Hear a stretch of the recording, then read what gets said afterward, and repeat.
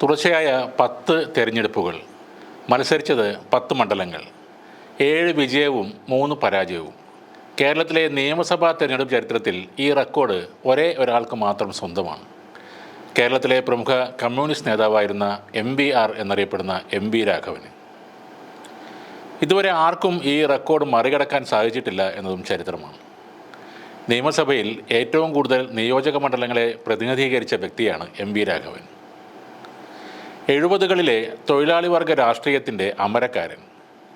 കുറുക്കിക്കൊള്ളുന്നതും കരുത്തുറ്റതുമായ പ്രസംഗവും അപാരമായ സംഘടനാ പാഠവും കൊണ്ട് ജനകീയനായ സഖാവാണ് MB രാഘവൻ. തൻ്റെ 16ാം വയസ്സിൽ കമ്മ്യൂണിസ്റ്റ് പാർട്ടി അംഗമായി കടന്നുവന്ന MBR അദ്ദേഹത്തിന് വിശേഷണങ്ങൾ ഏറെയാണ്. MBR CPMൻ്റെ കണ്ണൂർ ജില്ലാ സെക്രട്ടറി ആയിരിക്കെയാണ് CPM മലബാറിലെ ഏറ്റവും കരുത്തുറ്റ പ്രസ്ഥാനമായി മാറുന്നത്. 10 തവണയാണ് MB രാഘവൻ നിയമസഭയിലേക്ക് മത്സരിച്ചത്. 7 തവണ വിജയിച്ചപ്പോൾ 3 തവണ അദ്ദേഹം പരാജയപ്പെട്ടു. മാടായി, തളിപ്പറമ്പ്, കൂത്തുപറമ്പ്, പയ്യന്നൂർ, അഴീക്കോട്, കഴക്കൂട്ടം, തിരുവനന്തപുരം വെസ്റ്റ് എന്നീ മണ്ഡലങ്ങളാണ് അദ്ദേഹത്തെ വിജയിപ്പിച്ചത്.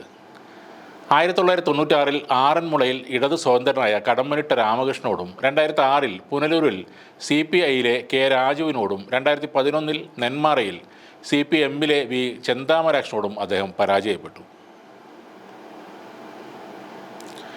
ബദൽ രേഖ വിവാദത്തെ തുടർന്നാണ് MBR CPMൽ നിന്ന് പുറത്താക്കപ്പെടുന്നത്.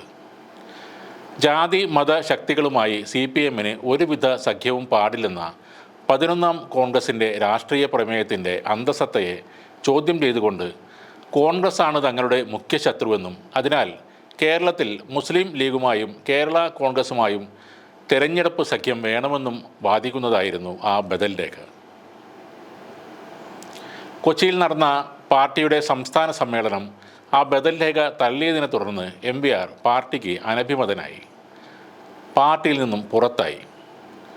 ഒരു മാസത്തിന് ശേഷം 1986 ജൂലൈ 27-ന് തൃശ്ശൂരിൽ CMP എന്ന പേരിൽ പുതിയ രാഷ്ട്രീയ പാർട്ടി അദ്ദേഹം ഉണ്ടാക്കി.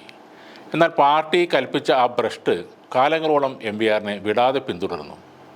അതിജീവനത്തിൻ്റെയും ചെറുത്തുനിൽപ്പിൻ്റെയും കാലങ്ങളിലൂടെയാണ് പിന്നീട് അദ്ദേഹം കടന്നുപോയത്.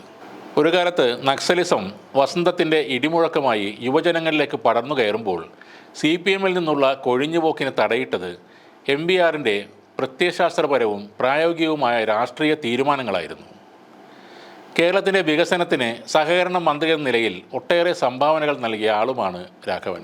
പരിയാരം മെഡിക്കൽ കോളേജിനെ മലബാർ മേഖലയിലെ ഏറ്റവും നല്ല ആശുപത്രിയാക്കി മാറ്റാൻ മന്ത്രി എന്ന നിലയിലും നിയമസഭയിലെ അംഗം എന്ന നിലയിലും പ്രവർത്തിച്ചു.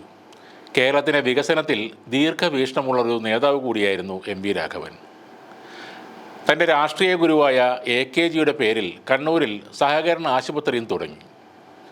കേരളത്തിൻ്റെ സഹകരണ മേഖല ശക്തമാക്കിയ ഒട്ടേറെ പദ്ധതികളുടെ നായകനായി മാറി MBR. ബേപ്പൂർ, അഴീക്കൽ തുറമുഖ പദ്ധതികൾക്ക് തുടക്കമിട്ടതും അദ്ദേഹമാണ്. പാപ്പിനിശ്ശേരിയിലെ വിഷചികിത്സാ കേന്ദ്രം, ആയുർവേദ കോളേജ് എന്നിവയുടെ സ്ഥാപകനുമാണ് MBR. തൻ്റെ 81ാമത്തെ വയസ്സിലാണ് അദ്ദേഹം അന്തരിക്കുന്നത്. ഇന്നത്തെ CPMലെ പല വമ്പന്മാരുടെയും രാഷ്ട്രീയ ഗുരു കൂടെയാണ് MBR. അദ്ദേഹത്തിനെതിരായി ഒരു ശബ്ദം പോലും കണ്ണൂരിൽ ആ കാലത്ത് ഉയർന്നിരുന്നില്ല. ആ നാടുകളിൽ പാർട്ടിയിലെ അവസാന വാക്കും അദ്ദേഹത്തിൻ്റേത് തന്നെയായിരുന്നു.